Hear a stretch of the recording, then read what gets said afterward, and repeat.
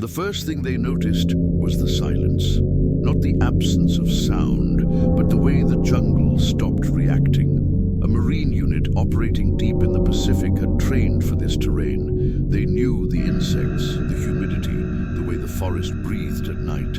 They could tell distance by echo, movement by vibration. Nothing here was unfamiliar until that night. At 02:17 hours, the point man froze and raised his fist.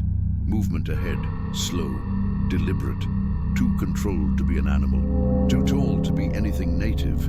The order was given quietly. Night vision on. The green glow flooded their goggles, and the figure vanished. Not retreated, not blended, gone. The thermal readings spiked, then dropped to zero. No heat, no shadow, no displacement of foliage. The jungle reacted as if nothing had ever been there. They shut night vision off. It was back, standing closer, watching. Every instinct screamed ambush. Weapons were raised, fingers tightened. Training took over, but training had never prepared them for an enemy that obeyed one rule above all others. It could only be seen. Command would later call it a sensor malfunction, a visual artifact, stress-induced misinterpretation. But Marines don't all hallucinate the same thing, at the same distance, at the same time. And they don't fire at empty space unless something convinces them it's occupied. What followed would never appear in an official report, because whatever that enemy was, it didn't attack. It studied, and every time night vision activated, it disappeared, as if it understood exactly how they saw, as if it had learned them. By dawn, one Marine would be missing. No blood, no tracks, no sign of struggle, only a final transmission cut mid-sentence, and a classified report that would end with the phrase no commanding officer ever wants to write. Enemy presence confirmed. Nature unknown. Before this report continues, subscribe to Restricted Area Stories. This channel documents classified style military encounters where the enemy was never officially identified. And while you're listening, leave a comment telling us where you're watching from.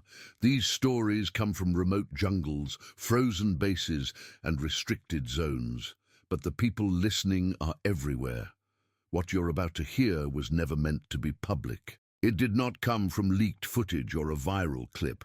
It came from fragments, after-action reports that contradict themselves, radio logs that end too abruptly, and testimony from Marines who were quietly reassigned and instructed never to discuss what they saw. This was not a combat failure. No shots were missed, no perimeter was breached, no tactical error was recorded. And yet, something followed that unit for 3 consecutive nights without ever appearing the same way twice. The Pacific Theater is full of noise, electronic interference, dense canopy, wildlife that confuses senses. That's what the official explanation relied on. Equipment malfunction, visual distortion, fatigue. But there is a problem with that explanation. Night vision is designed to reveal, not erase. When Marines activate it, they see more detail, more contrast, more movement. They do not watch solid figures dissolve into nothing. And they certainly don't watch the same thing reappear the moment the goggles are shut off. This story is not about aliens in the way movies portray them. It is not about ghosts in the folkloric sense. It is about something that demonstrated awareness of military technology and adjusted its behavior accordingly. Something that did not attack immediately. Something that waited. And something that left no physical evidence behind, forcing command to label the incident as inconclusive, despite multiple eyewitnesses and synchronized sensor data. Over the next hour, you'll hear exactly what that Marine unit reported, how command responded, and why one missing Marine was quietly removed from all records connected to the operation. This is not speculation. This is a reconstruction, based on what survived classification. They inserted before sunrise rotors cutting low over water that reflected no light. The island did not appear on civilian maps. On military charts, it was labeled with a grid reference and a single note, electronic anomalies reported.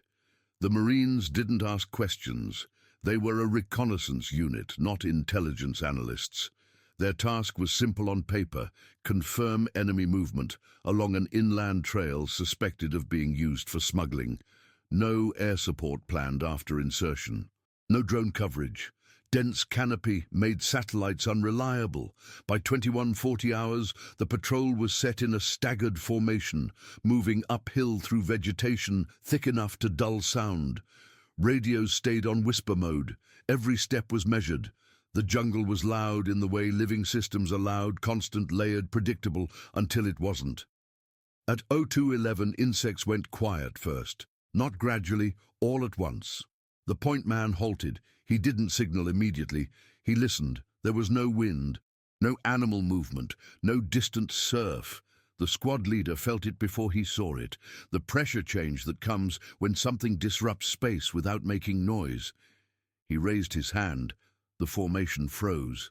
Movement, 12 o'clock, the point man whispered. Distance, unclear. The figure wasn't rushing. It wasn't hiding. It moved with the confidence of something unconcerned about being observed.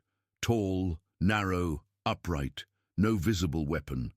The order came clean and calm. Night vision. On. Green light flooded their field of view, and the figure vanished. Not blurred, not camouflaged, gone.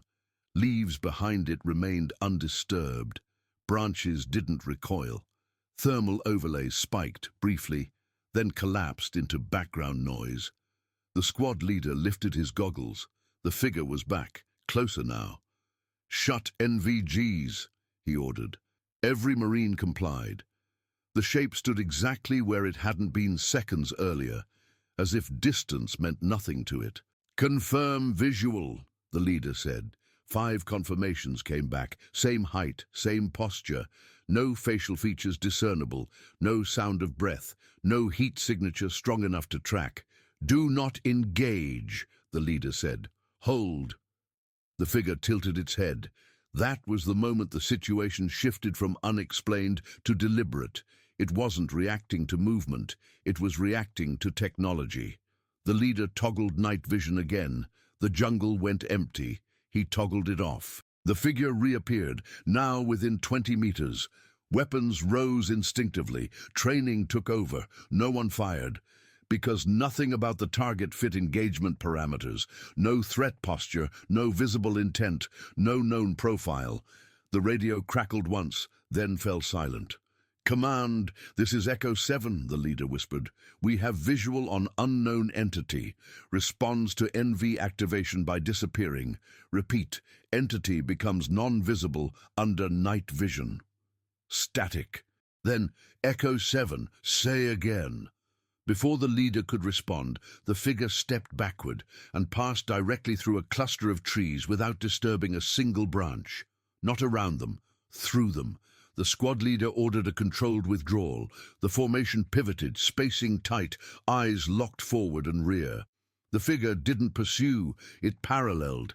Every time night vision flicked on, the forest cleared of it. Every time goggles lifted, it returned. Sometimes ahead, sometimes behind, sometimes where it should not have been able to reach without sound. At 0302, the rear Marine stumbled. He caught himself quickly, no injury. But when the squad reformed, one body was missing. No shout, no struggle, no broken foliage, just absence. They counted again, still missing. The leader called it in. "Echo 7 to command. We are 1 man down. No contact, no signs. Area compromised." Static answered him. The figure stood at the edge of visibility now, no longer hiding, no longer approaching, watching. The leader raised his goggles one final time. Nothing. He lowered them. The jungle remained empty. No figure, no pressure, no silence. Just sound returning all at once. Birds, insects, movement, as if something had lifted its hand and released the environment. They exfiltrated at first light. No pursuit, no recovery, no explanation. At base, the debrief lasted 7 minutes. Equipment was checked, goggles were tested, no malfunctions found. Thermal units functioned within tolerance. Radios logged interference consistent with environmental conditions. The missing Marine's name was removed from the operational timeline. The report concluded with a phrase chosen carefully by command: visual anomaly unconfirmed. Personnel loss under investigation. What never entered the report was the detail every Marine agreed on privately. Whatever they encountered understood how they saw, and it chose not to be seen until it wanted to be. The silence after exfiltration was heavier than the jungle itself. No one spoke during the flight back to the forward base. The rotors thundered overhead, but inside the aircraft the Marines sat rigid, eyes fixed forward or down at their gloves. Combat silence was familiar. This was different. This was the kind of quiet that follows when training runs out before reality does. The squad leader replayed the encounter repeatedly in his mind, not emotionally, but tactically. Distance, timing, reaction. Every variable pointed to one conclusion he refused to voice aloud. The entity had been in control from the start. At the base, they were separated immediately. Not aggressively, procedurally. Each Marine was escorted to a different room. No phones. No shared waiting areas. No time to compare notes. That alone told them something was wrong. When command wants clarity, they bring people together. When they want containment, they divide. The first interview lasted less than 10 minutes. Describe what you saw. When did you activate night vision? Did you experience disorientation or equipment failure? The questions followed a script. The interviewer typed without looking up. When the Marine described the disappearance under night vision, the typing paused briefly, then resumed. No reaction. The second interview came an hour later. Same questions, slightly different wording, same absence of response. When the Marine mentioned the missing man, the interviewer corrected him. Temporary loss of contact, he said, not confirmed missing. The Marine didn't argue. Arguing required assumptions about who was listening. By morning, medical evaluations began. Blood samples, neurological tests, vision exams. The explanation given was routine post-mission screening. The tone suggested otherwise. One Marine asked directly whether night vision goggles had been compromised. The answer came quickly. No, too quickly. Equipment logs showed no faults. Thermal units recorded brief spikes, but nothing sustained. Radio interference was blamed on atmospheric conditions common in the Pacific. Everything pointed away from the one thing they all agreed on. The squad leader was the last to be interviewed. He described the head tilt. The interviewer stopped typing. "How do you know it was intentional?" he asked. "Because animals don't do that," the leader replied. "And neither do hallucinations." The interviewer nodded slowly and closed the file. "That will be all." The missing Marine's gear arrived 2 days later. Clean, dry, accounted for. No blood, no damage, no indication it had ever been worn during a mission. The squad leader noticed the serial numbers had been relogged under a different inventory code. When he asked about it, he was told it was an administrative correction. The unit was reassigned. Officially, the mission was labeled a failure due to environmental interference. Unofficially, the Marines were spread across different operations within weeks. No two were stationed together again. That fragmentation did more damage than any firefight could have. One Marine began sleeping with the lights on. Another refused to use night vision during training, claiming migraines. A third requested transfer out of jungle operations entirely. No disciplinary action was taken. Requests were granted quietly. 6 months later, the squad leader received a sealed envelope at his new post. Inside was a single-page addendum marked "Restricted Area." Eyes only. No classification header, no signature, just a paragraph. Subsequent operations in Grid Sector K-19 have reported intermittent visual loss under NVG activation. Thermal readings inconsistent, no further personnel losses, operations suspended indefinitely, no mention of the missing Marine, no acknowledgement of intent or intelligence, just suspension.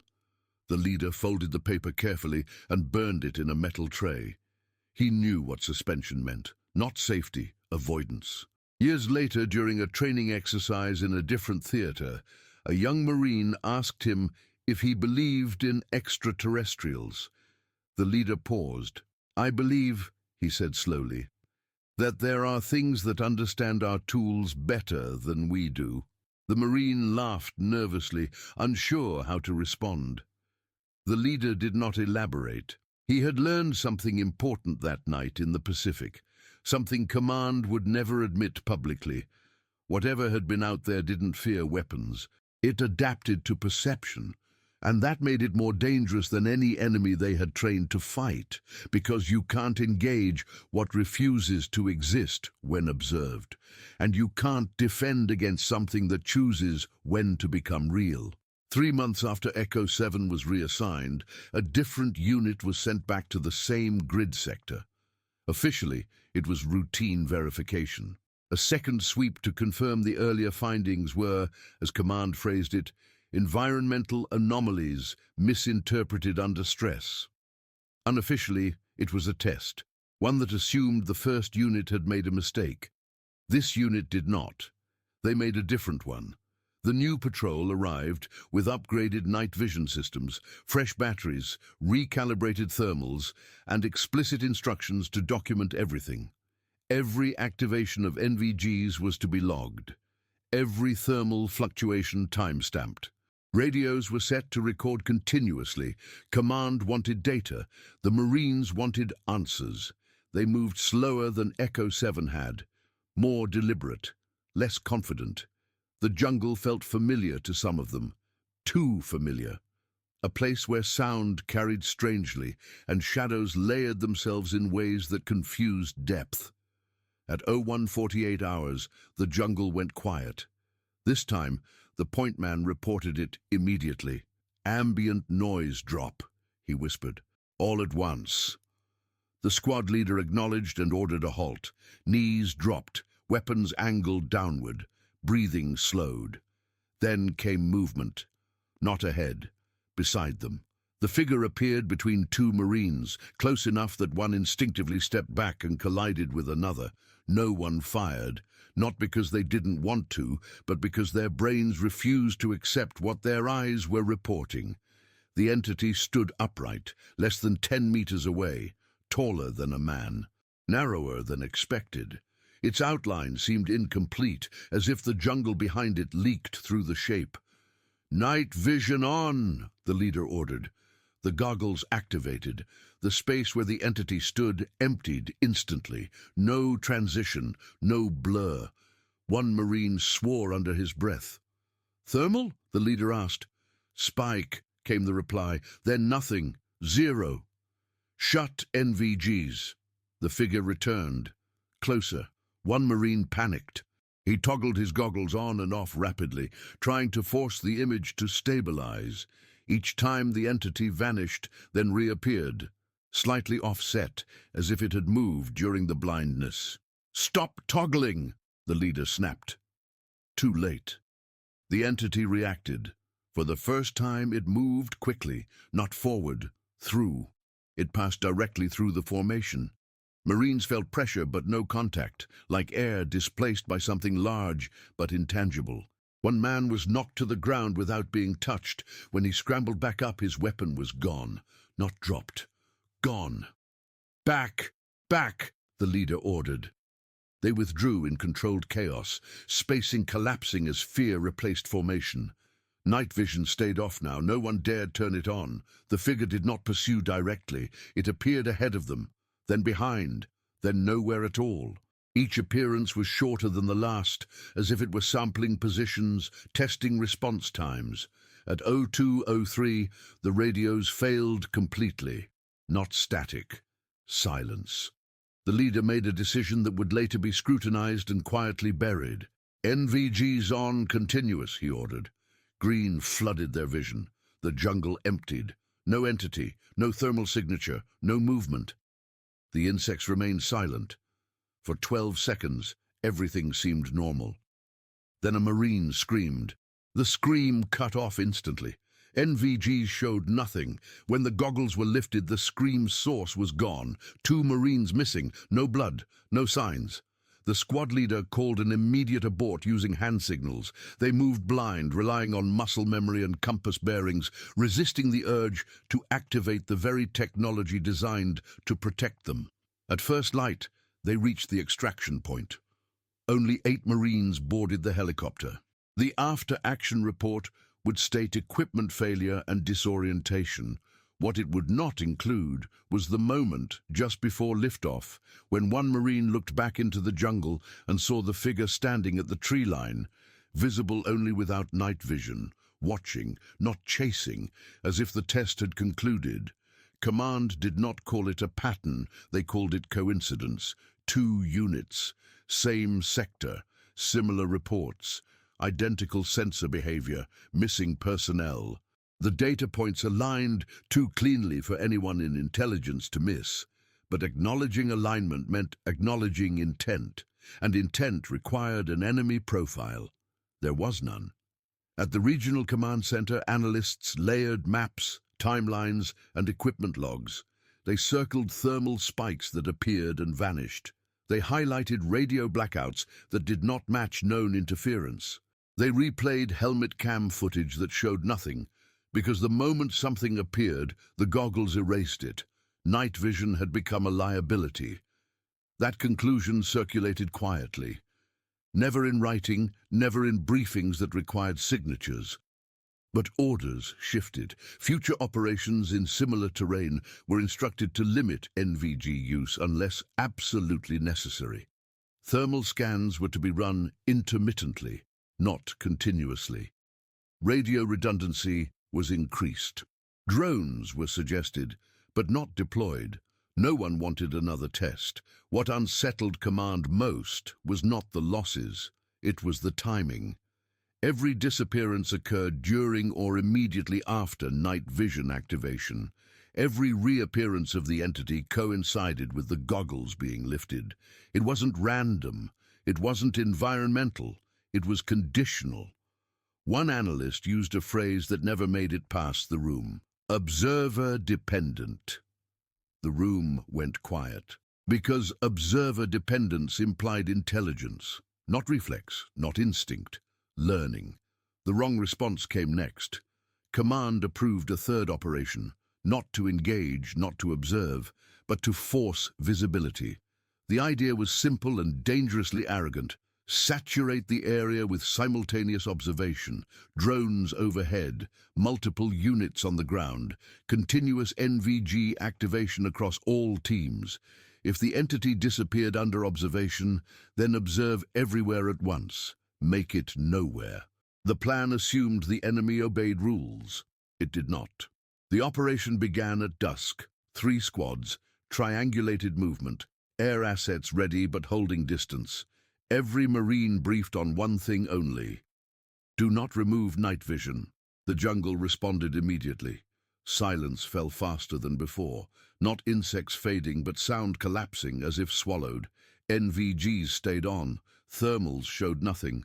Drones reported no anomalies. For 30 minutes, nothing happened. Command relaxed. Then the perimeter failed, not breached, ignored. One squad reported motion directly behind them, in a space already cleared. Another reported pressure changes without contact. A third reported radio echoes, transmissions replaying seconds later with slight distortion, all while NVGs showed nothing. Maintain NVG, Command repeated. They believed invisibility equaled safety. The first Marine fell without a sound. He simply dropped. When his team reached him, his body was intact. No wounds, no blood. His eyes were open, fixed, unresponsive. Medical evacuation was attempted. He died en route, cause listed as acute neurological failure. Then the figure appeared, only to one Marine. He screamed, "Take them off! Take them off!" His squad leader hesitated. Protocol demanded compliance. Instinct demanded survival. The leader lifted his goggles. The figure stood directly in front of him, closer than any report before. No features, no expression, but presence so dense it pressed against the air. The leader shouted to his unit, "NVG's off, now!" Some complied, others hesitated. Those who hesitated never saw it. Those who complied did. The figure moved, not toward them, but through the network they had built. Between squads, between drones, between frequencies. Observation had not trapped it, it had invited it. By the time extraction was ordered, 4 Marines were dead, and 2 more were unaccounted for. Drones recorded nothing. Thermal logs showed erratic spikes consistent with nothing known. The official explanation was drafted within hours. Mission aborted due to cascading equipment failure and environmental stresses. No mention of observer dependence, no mention of conditional visibility, no mention of intent. The sector was marked restricted, operations suspended indefinitely. At a closed briefing weeks later, a senior officer summarized the conclusion in a single sentence. "Whatever it is, it does not fear being hunted." He paused. "It reacts to being watched." The recommendation was clear. Avoid. The Pacific sector fell off operational schedules. Maps were updated, routes changed. New training materials quietly omitted night vision as a default advantage. And somewhere in the jungle, something that had learned how humans see returned to waiting. Because it had discovered something far more valuable than dominance. It had discovered control. The assumption that the phenomenon was bound to a single location did not last long. 3 weeks after operations in the Pacific sector were suspended, a reconnaissance unit training hundreds of miles away reported a familiar anomaly, one that intelligence initially dismissed as coincidence, until the language matched too closely. The unit was conducting a night navigation exercise on a separate island, one with no operational overlap and no prior anomaly history. The terrain was different, the vegetation sparser, the mission mundane. At 1:12 hours, ambient sound dropped abruptly. The patrol leader froze, instinct overriding routine. "Insects just cut out," he whispered. The words reached command through a live training channel. That transmission triggered an immediate halt. The analyst monitoring the feed muted his microphone and leaned forward. He had read the Pacific reports. He recognized the sequence. "Do not activate night vision," command transmitted. The order came too late. A Marine at the rear of the formation had already toggled his goggles. The jungle ahead flattened into green static. Nothing visible. Then something shifted, not on screen but in space. The Marine lowered his goggles and saw it, not ahead, beside him. The figure's outline was sharper now, still incomplete, still wrong, but closer to defined. It stood with its upper body angled slightly forward, as if studying him. The Marine stumbled backward. "Contact!" he shouted. "Contact left!" His transmission cut off. The rest of the unit did not see what happened next. They heard it, a sharp inhalation, cut short, a thud, then nothing. The patrol leader ordered goggles off across the unit. 4 Marines confirmed visual, same height, same posture, same reaction to technology. The entity took 1 step backward and vanished, not when goggles were activated, but as if retreating voluntarily. No pursuit followed, no pressure, no silence, just sound returning to the environment, sudden and overwhelming. Medical response arrived within minutes. The fallen Marine was alive but unresponsive. Neurological scans showed abnormal activity patterns that did not match trauma, stroke, or known seizure types. He never regained consciousness. Within hours, the connection was undeniable. Different location, different unit, same behavior. The phenomenon was not territorial, it was adaptive. A classified emergency briefing was convened. Analysts projected timelines side by side, equipment logs overlaid, audio recordings synced. The pattern emerged clearly enough that no one tried to dispute it. The entity was responding not to terrain, but to observation behavior. Specifically, enhanced visual perception, night vision, thermal overlays, drone optics. Each attempt to see more triggered the same result. disappearance, repositioning, escalation. A senior intelligence officer finally voiced the conclusion everyone had avoided. "It's not hiding from us," he said. "It's hiding because of us." The room went quiet. That statement reframed everything. This was not an ambush predator, not a territorial defense mechanism, not a random anomaly. It was something that treated observation as a threat and responded by controlling visibility. Orders were issued immediately. Night operations were restricted across multiple theaters. NVG training protocols were revised. Certain jungle and island sectors were quietly removed from active schedules without explanation. But damage had already been done. The entity had followed the pattern, and it had followed the observers. Reports began appearing in places where no military presence had ever been officially acknowledged. A foreign Coast Guard unit reported a figure that vanished when searchlights activated. A private security contractor logged pressure disturbances during drone surveillance. Each report was isolated. Each was dismissed publicly.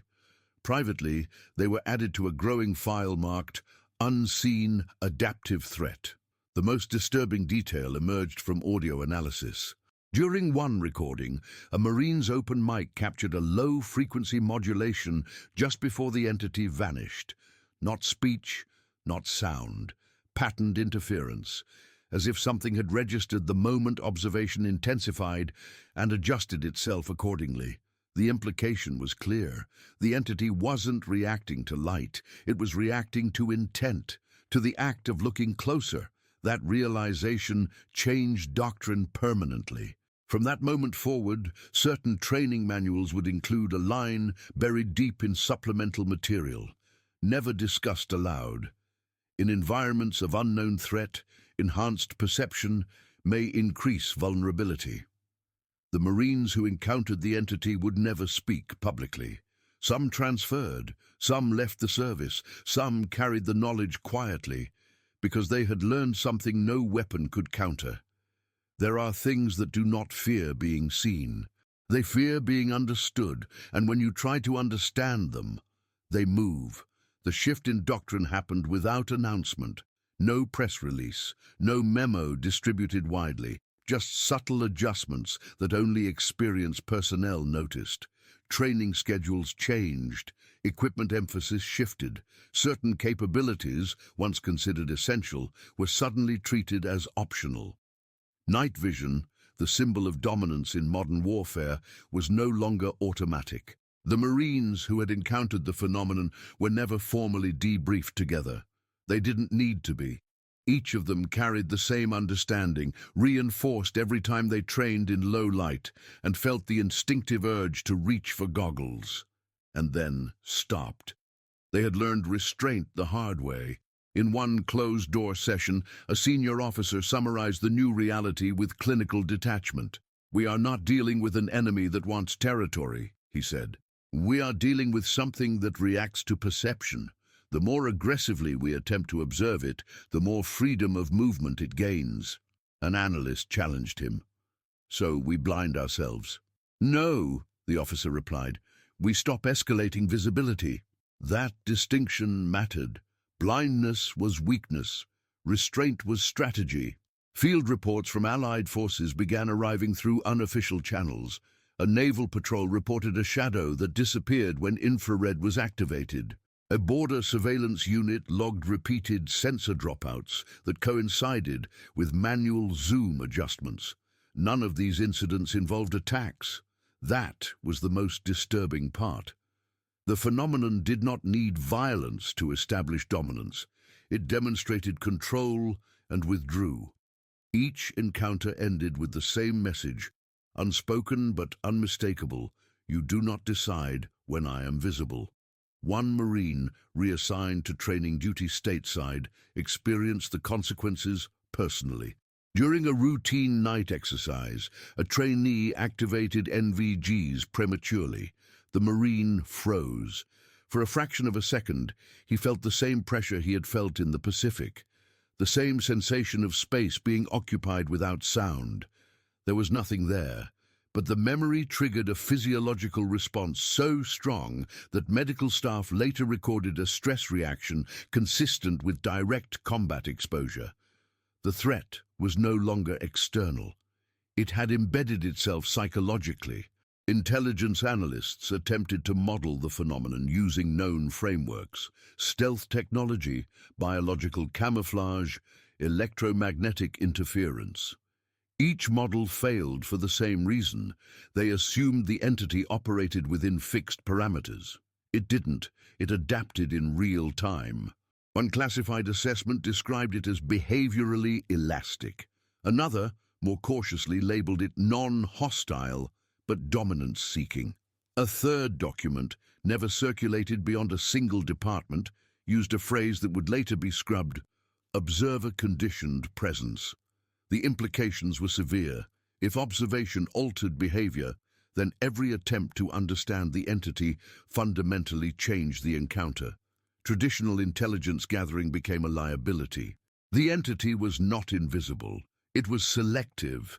The realization forced a broader reevaluation of how modern militaries interacted with unknowns. Surveillance-heavy doctrines assumed that seeing more equaled knowing more. This phenomenon inverted that logic. Seeing more made you blind. A final experiment was proposed and quietly rejected. The idea was to observe without perception, passive presence, no optics, no enhancement, no pursuit. Simply exist within the environment and see whether the entity reacted. The plan never left the room. Someone asked the question no one could answer.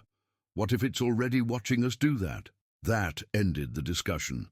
Within a year, the Pacific sector was reclassified under a designation that allowed no permanent installations, no training rotations, and no reconnaissance beyond daylight hours. The maps still showed land. The schedules no longer did. The missing Marines were officially declared lost during environmental operations. Their families received closure in the form of carefully worded letters and folded flags. No mention was made of night vision, no mention of disappearance. Those details remained buried. Among the Marines who survived, one understanding remained consistent. The entity had not been provoked by aggression. It had not been drawn by curiosity. It had responded to advantage. To the moment, humans believed they had gained an edge. That belief had invited correction. Years later, a junior officer reviewing revised training manuals noticed an unusual omission. Entire sections on night operations in dense terrain had been shortened. Footnotes referenced historical anomalies without elaboration. He asked a senior instructor about it. The instructor paused, then said quietly, "Some things don't want to be seen better. They want to be seen less." The officer laughed, thinking it a metaphor. The instructor did not smile, because for those who had been there it was not philosophy. It was survival. And the lesson had been learned too late for those who disappeared in silence, taken not by an enemy that attacked, but by one that decided when visibility itself became a weakness. Containment was the word command settled on, not engagement, not elimination. Containment implied boundaries, predictability, and control. All three were assumptions the phenomenon had already dismantled, but doctrine moves slower than fear. A classified task group was assembled quietly, not a combat unit. A hybrid team of analysts, engineers, behavioral specialists, and a small security detachment instructed to operate under one principle only: do not attempt to observe directly. No night vision, no thermal, no magnification. If the entity reacted to perception, the logic went, then perception had to be neutralized. The operation was framed as a monitoring mission, not a patrol. The team was deployed to a coastal facility overlooking dense jungle, outside the original Pacific grid, but close enough to intersect the same environmental conditions. They arrived before dusk.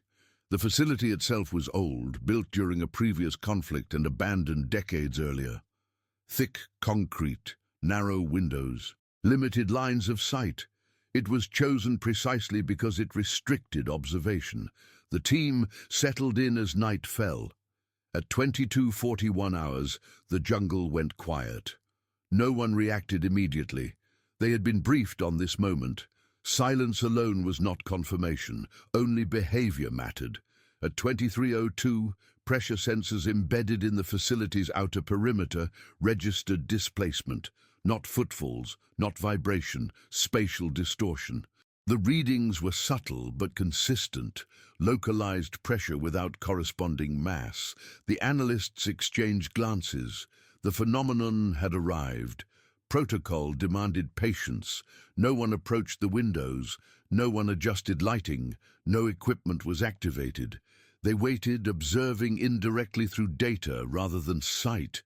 At 23:14, a security officer reported the sensation of being watched. No visual confirmation, no sound, just awareness. Psychological effects had been documented before. This was expected. At 23:19, one analyst made a mistake. She leaned closer to a narrow window, not to look out, but to listen. The glass reflected her face faintly. The pressure sensors spiked immediately. Something moved closer to the structure. The analyst stepped back. The spike stopped. The room went still. They had confirmed something new. The entity responded not just to technological observation, but to intentional focus. Even unaided perception altered behavior. At 23:31, the building creaked, not from stress, from adjustment. The concrete itself seemed to shift, subtle, localized, as if space around the facility had become flexible. The security detachment raised weapons instinctively, then lowered them.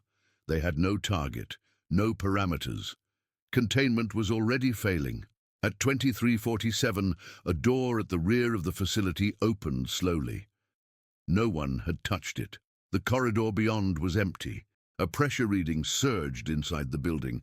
This was new. The phenomenon had never crossed thresholds before. It had always remained outside. Now it was testing interior space. The team leader ordered everyone to remain seated. "No pursuit," he said. "No approach." The door closed by itself. The pressure reading subsided. Silence returned. For 40 minutes nothing happened. Then the internal lights flickered. Not off, not dimmed, but reordered. Shadows appeared where no objects stood, reflections misaligned. The analysts watched their instruments struggle to interpret data that refused to stabilize. At 01:02, the team leader spoke quietly. "It's mapping us." No one disagreed. The phenomenon was not contained. It was learning the limits of containment. At 01:17, one final anomaly occurred. Every pressure sensor inside the facility spiked simultaneously for less than a second. Then everything normalized. No breach, no intrusion, no damage. The phenomenon withdrew. At dawn, the team exited the facility carefully. Outside, the jungle had resumed its usual noise. No marks, no signs. The operation was deemed a partial success. Containment protocols were revised. But one conclusion circulated privately, never written down. The entity does not occupy space the way we do. It occupies attention. And attention once given cannot be taken back. The realization forced a final, uncomfortable truth. You cannot contain something that moves through perception itself. You can only decide how much of yourself you are willing to expose. The long-term consequences did not arrive with alarms or briefings. They surfaced quietly years later in patterns that only analysts trained to notice absence could recognize. Units returning from jungle operations reported something subtle but consistent: a reduction in night contact. Fewer ambushes, fewer unexpected encounters. As if something had recalibrated how and when confrontation occurred. At first, this was interpreted as success. Doctrine adjustments were credited, training revisions praised, visibility discipline cited as proof that restraint improved outcomes. But one analyst noticed a discrepancy. The reduction in contact did not correlate with enemy movement. It correlated with where Marines stopped looking. Sectors removed from night patrol schedules began to show long-term stability, not peace, silence. No incursions, no signals, no intelligence. Other sectors, where surveillance remained aggressive, experienced escalation, more interference, more anomalies, more losses attributed to unrelated factors. The pattern inverted expectation. Observation bred instability. Avoidance bred quiet. This realization forced a re-evaluation of the phenomenon's purpose. It wasn't territorial. It wasn't predatory. It was regulatory. The entity, or whatever classification analysts finally settled on, did not seek to dominate space. It sought to limit intrusion. The Pacific jungle was not a hunting ground. It was a boundary. Archived sensor data was reanalyzed under this new lens. Thermal spikes mapped to NVG activation clusters. Radio blackouts matched moments of increased focus. The entity never appeared during passive presence, only during escalation. It was enforcing a rule, not don't enter, don't see too much. One Marine intelligence officer, reviewing the files years later, wrote a marginal note that would never leave the archive. It behaves less like an enemy and more like a corrective system. That interpretation unsettled everyone who read it. Corrective systems imply design. Design implies intent, and intent implies a broader framework. What was being corrected? The answer emerged gradually. The phenomenon appeared exclusively in environments where human perception had been technologically amplified beyond natural limits. Dense jungles, deep forests, remote islands, places where night vision, thermal optics, and persistent surveillance created asymmetry, where humans saw more than they were meant to. The entity responded by restoring balance, not violently, selectively. One final case sealed the conclusion.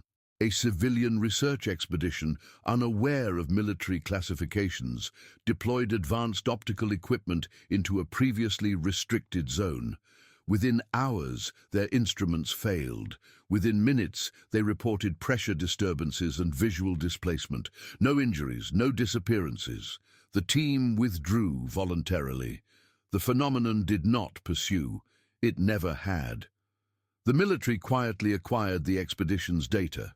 The signatures matched perfectly. Same behavior, same conditions, same withdrawal upon disengagement. The conclusion was unavoidable. The entity was not interested in humans. It was interested in how humans observed. Years after the first Marine disappeared, a senior strategist summarized the lesson during a closed seminar. "Every era believes its technology gives it clarity," he said, "and every era eventually learns that clarity invites correction." No one asked by whom, because the answer no longer mattered. The phenomenon did not need to be named to be respected. Its influence had already reshaped doctrine, altered training, and erased entire operational assumptions without ever firing a shot. The Marines who encountered it carried the knowledge forward, not as fear, but as restraint. They understood now that superiority was not defined by how much you could see. It was defined by knowing when to stop looking. And somewhere in the Pacific jungle and beyond, something remained present, not waiting to attack, but waiting to see whether humans would repeat the same mistake again. The report that closed the case was never given a number. No formal designation, no archival stamp, no distribution list. It existed as a document without a home, circulated briefly, read by the few who needed to understand, then removed from all systems that could remember it. Those who saw it would later describe it as less a report and more a warning disguised as analysis. It summarized everything Command had learned and everything it refused to pursue further. The opening line was blunt. The unidentified presence demonstrates consistent adaptive response to enhanced human observation. No speculation followed, no hypotheses about origin, no language invoking extraterrestrial or paranormal classifications. The authors avoided labels entirely. Instead, they focused on behavior. The entity appeared only when technological perception crossed a threshold. It withdrew when observation was reduced. It escalated only when humans insisted on seeing more. The report emphasized a single conclusion. The phenomenon did not react to humans. It reacted to advantage. This reframing changed everything. If the entity was not hostile, then escalation was unnecessary. If it was not territorial, then containment was impossible. The only viable response was compliance, not submission, but adjustment. The final recommendation was precise and unsettling. In environments where perception alters conditions, superiority must be voluntarily limited. That sentence would never appear in a training manual. It contradicted too much, but it would quietly shape policy for decades. Night operations in reactive environments were permanently reduced. Surveillance doctrine was rewritten to include discretionary restraint. Certain technologies were removed from default deployment, not because they failed, but because they succeeded too well. The Marines who had survived the early encounters were never asked to speak publicly. Some were promoted quietly, others retired early. None were ever corrected when they chose not to use night vision in situations where it would have given them an edge. Their instincts were trusted, because they had learned the cost of curiosity. Years later, a junior intelligence officer stumbled upon a reference to the Pacific incidents while researching historical sensor anomalies. The file he accessed was incomplete, redacted to the point of absurdity. Frustrated, he asked his supervisor if there was more. The supervisor looked at him for a long moment, then closed the terminal. "Some things," he said, "aren't solved. They're avoided." That answer followed the officer for the rest of his career. Because avoidance, in this case, had not come from fear. It had come from respect. The phenomenon had not demanded secrecy. It had not enforced silence. It had simply demonstrated a rule and waited to see if humans would recognize it. Most didn't. The military did. And that, perhaps, was the most unsettling part of all. Something had encountered the most advanced observation systems ever created and responded not with force, but with correction. It had revealed a boundary humans hadn't known existed, not around territory, around perception itself. To this day, certain regions remain absent from night operation schedules. Certain technologies are used less aggressively than doctrine would suggest. Certain veterans insist on darkness without explanation. They don't speak of enemies, they speak of balance. Because they understand something that never appears in official briefings. Not everything that watches you is waiting to attack. Some things are waiting to see whether you'll stop. The Marine units that encountered the disappearing enemy were not defeated. They were corrected. No medals were awarded. No lessons were taught openly. No enemy was named. But doctrine changed. And doctrine only changes when something proves the old rules wrong. This story was never about UFOs in the way popular culture imagines them. It was not about invasion, conquest, or war. It was about a presence that responded to how humans see and withdrew the moment humans chose restraint. The final lesson was not tactical, it was philosophical. Technology does not guarantee understanding, visibility does not guarantee control, and superiority, when applied without limits, invites consequences no weapon can counter. Somewhere, in jungles and coastlines still marked as operational blanks, something remains, unchanged, uninterested, and unprovoked. Not hiding, waiting. Because it has already learned what humans are still struggling to accept. There are boundaries that cannot be crossed with better optics, only with humility.